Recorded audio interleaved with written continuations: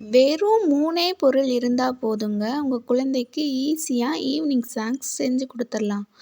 எப்படி செய்றதுன்னு வாங்க பார்க்கலாம். தேவையான பொருள் கோதுமை, சர்க்கரை, முட்டை. உங்களுக்கு நாட்டு சர்க்கரை வேணும்னாலும் சேர்த்துக்கலாம். ஒரு முட்டையை எடுத்து ஊற்றிக்கலாம் கோதுமை மாவில். நான் 1 கிளாஸ் கோதுமை மாவு எடுத்திருக்கேன். சர்க்கரை போட்டுக்கலாம்.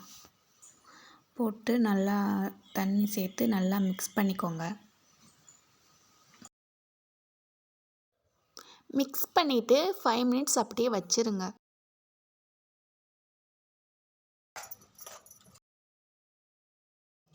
கடாயில் எண்ணெய் சேர்த்து 1 கரண்டி மாவு எடுத்து சேர்த்துக்கோங்க.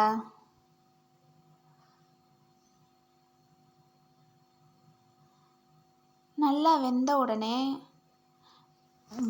பொன்னிறமாக வந்தோடனே எடுத்துக்கோங்க.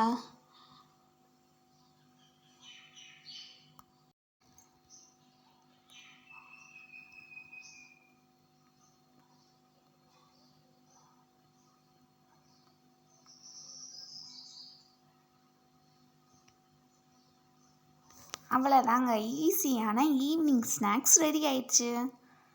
நீங்களும் உங்கள் வீட்டில் செஞ்சு பார்த்துட்டு எப்படி இருக்குன்னு கமெண்ட் பண்ணுங்கள்.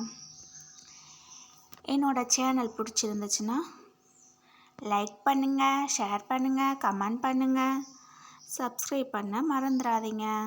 தேங்க்ஸ் ஃபார் வாட்சிங். பாய்.